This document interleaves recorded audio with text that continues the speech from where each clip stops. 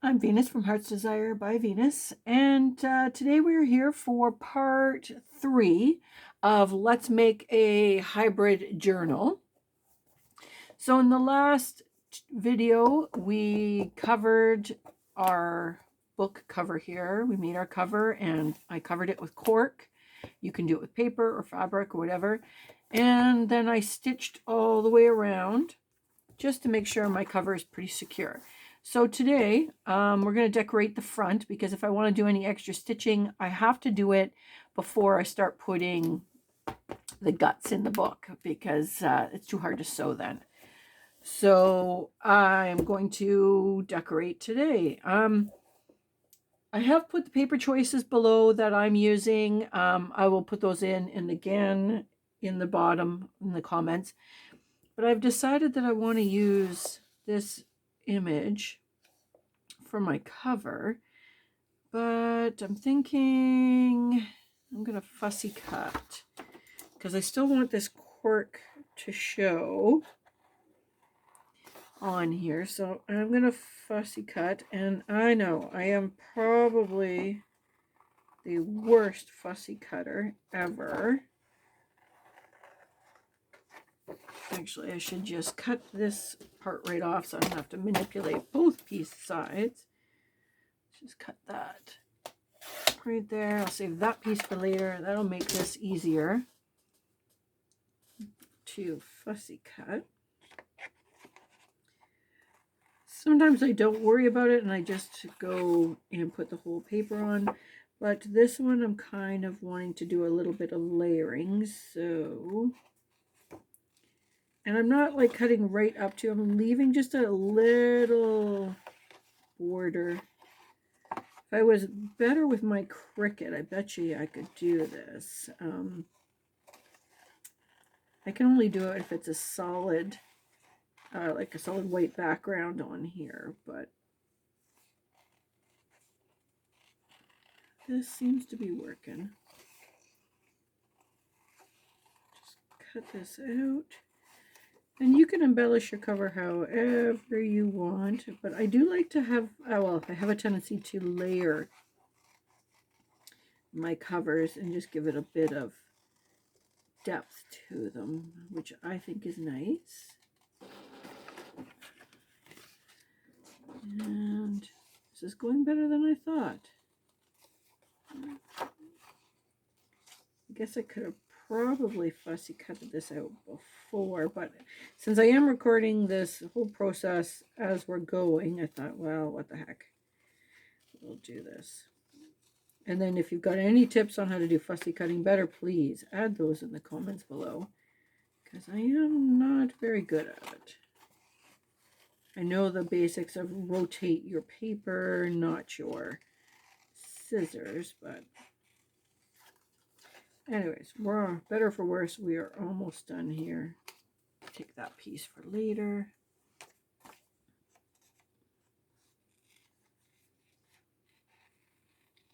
Just about got it.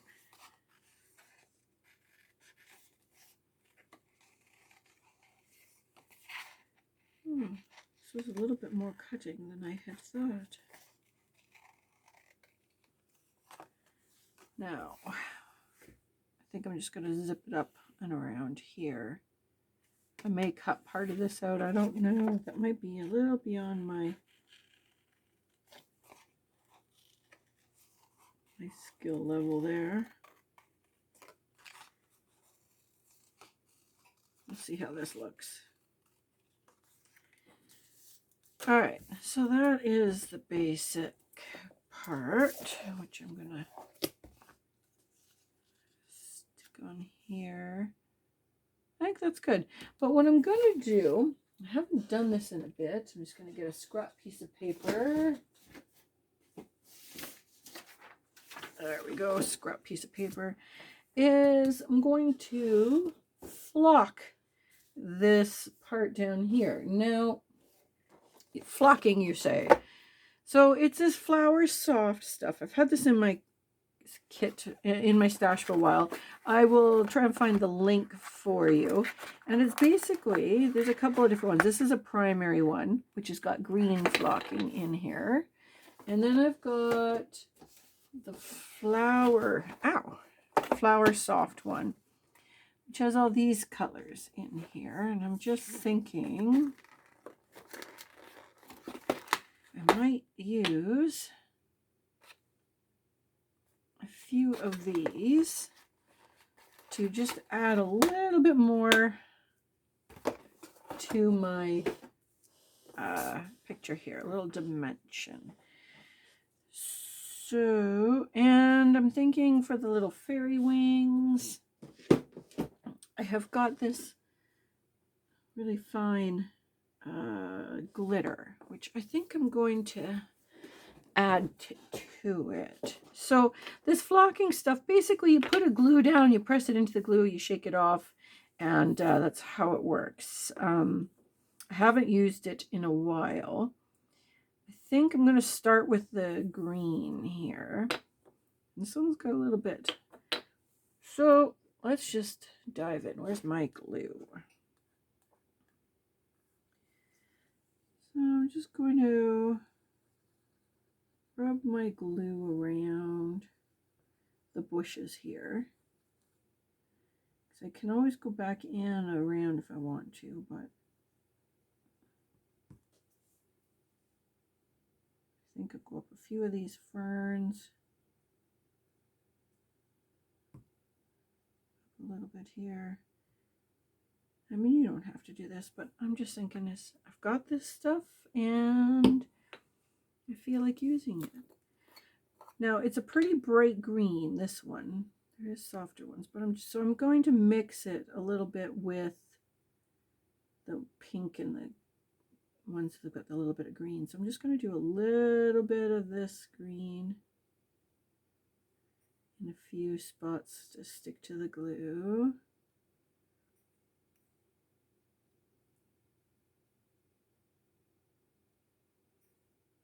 It's just kind of, yeah, it's weird feeling. It's kind of fluffy and granular all at the same time. So I'm just going to tap that off, and that's not looking too bad. I think I'm going to add a little bit more green though.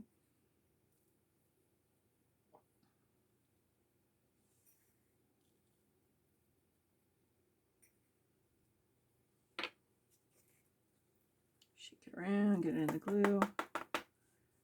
Okay, so that's not looking bad. So I'm going to just put the excess back in my container. I've had these for years, and I like them and I use them. They last a long time, I have to say. Okay, so now I'm going to take this one. It's got a little bit of green in there, but a little bit of softer pinks and creams. And I'm just going to try and mix a bit of that in. So it looks kind of like flowers are growing in. Okay, I'm going to do this one a little thicker. And I'm just going to ever so slightly tap it down. Let's see how. Shake it off. Yeah, add a little bit more in some of these areas. Like I said, you can put all the excess back. It's kind of like embossing powder that way, so I'm not too worried. Maybe I'll just tap it on there. A little bit more on here. That looks pretty good. So I'm going to bring it up and see if it'll focus. But you can see it's slightly raised. It gives it that little bit more of a dimension on there, which I think is super cute. I'm going to put this extra back in.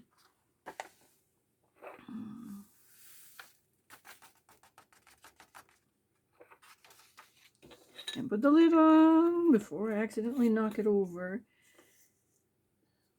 Perfect. I think I'm not even going to use that brighter one. I think that works good. So it looks just, you know, like little flowers and moss, a little three-dimensional there.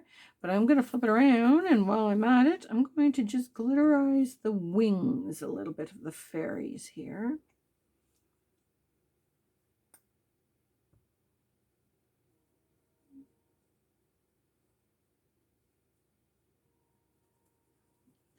And I'm just using my Fabri-Tac. I mean, you could use all kinds of glue or for this. Now I'm putting it down and you know, you're probably going, oh, it's going to be all streaky. I'm just going to take a piece of cardstock or just a piece of scrap here, and I'm just going to smooth it out so my lines don't look so liney. Is that a word? So that's more of a smooth, like cake icing, I think. And then I'm just going to sprinkle my glitter on the wings. Let's see how this turns out. And this is ultra fine, clear, sparkly.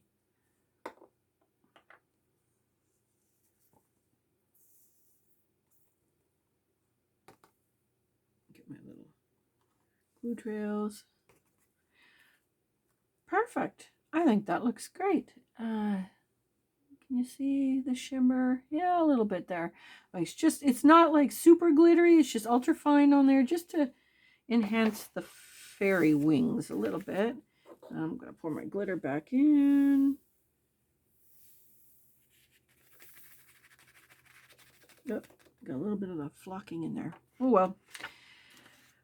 Okay, so that's that. That's going to dry. So yeah, I just wanted to add a little bit extra to there. And if you're like me, you got a few of these glue strings. As they dry, you can just pull those off. It's no big deal. Perfect. So now, let's see. This is my cover. Put this on here. But I do want to soften the cork a bit. And I've got, oh, I'm sitting on it.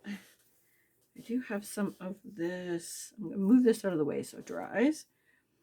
I've got some of this lace here. I'm thinking I just need, is that the right way? Yes, that's the right way. Just thinking if I did something like this. Oh yeah, just to soften the cork a bit. That's what I'm gonna do. So it's got this fancy edge on here. I'm just going to hack a piece that's a little bigger than I want so that I can get it in place and trim it down. Perfect. Turn it this way. Yeah, so I'll just line that up. Make sure I'm all in frame here so you guys can see when I'm.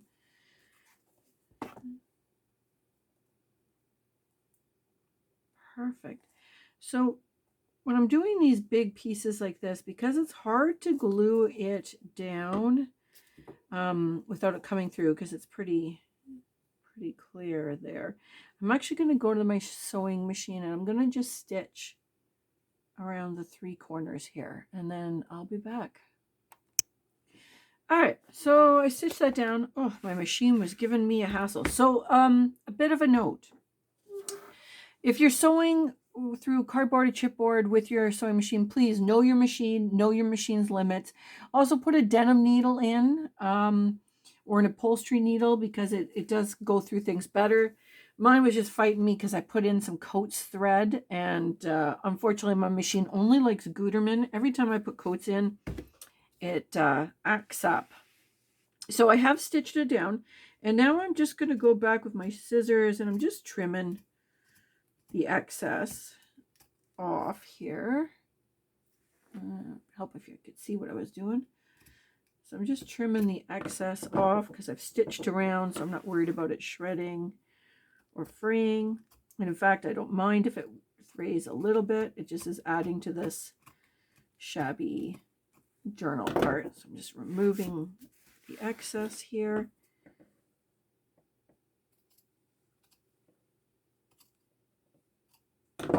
Excellent. Shake it off. So if you are noticing, I have also left this part open here. I have to decide if I want it so that I can slide things in or not. I've left it so I will decide. But at this stage, I also need to consider my closure, what I'm going to do. Now, I thought about using a hitching post and one of these, but you know, the hitching post would be fine, but adding the ring and the hook over, I'm trying to decide here if I think that that is not going to be, that is going to limit me to that size. And I don't know, is that might be a good thing, because sometimes I get alligatory. Just trying to think if I like the idea. The thing is my thing doesn't, my chain doesn't match my hitching post, and the littler one is definitely too short. I suppose I could change it out the chain. It's hard to decide. Because my other option I was saying is just doing some simple silk ties here. Stitch them in. I think that's what I'm going to do. I'm not totally crazy about those hitching posts, especially the ones not matching. So when I do my ties, I like to put them on the inside because then they'll be covered when I put the inside covers on. So I'm just going to get out my glue and glue them. And I'm going to try and be in the middle. And I will try and make them both the same. This will be interesting. I'm just putting some Fabri-Tac, and I think I want the fray edge out. So I'm just literally going to put it here, tack it down, and then when I put my inside cover over, it'll cover all that, plus it'll be glued in even more. But I want to make sure I get this glued the same spot. So I'm going to flip it around and do it like this so that I can make sure my covers are, oops, in the same location. I am bad for having one up higher than the other. Again, I want the free edge out, so I'm just going to stick that there. Look at that. We actually, there, reasonably same location. Perfect. And I'm just going to clip those so that I don't have them moving around on me. I'm just getting these little clever clips. You can get these on Amazon, at fabric stores, whatever. You can get them anywhere. So put those on there. All right, and now let's see how we do for time. Ah, we're good. I'm gonna get my cover on here. So I think I'm going to glue it right about there.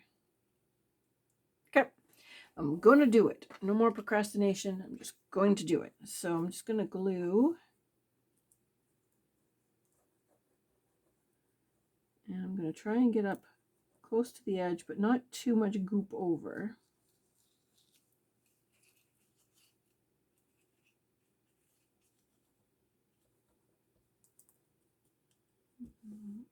And this is definitely where I'd be using glue over two-sided tape. When you're going through all the fabric and that, this is going to work way better for you than the tape.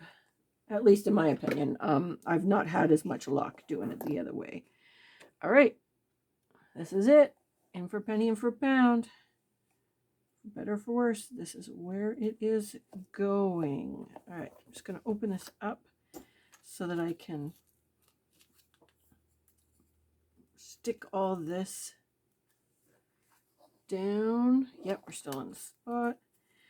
Okay, so because I've got fabric in that, what I'm going to do is I'm going to weight this down with a book. I'm trying to find a book. There. With a good heavy book, And I'm just going to leave that for a day or two to let it dry. And then we will come back and we will do the next stage. So have fun creating your cover. And don't forget to hit that like button. Don't forget to subscribe. And I shall see you next time for the next stage on making a hybrid journal. Have a great day.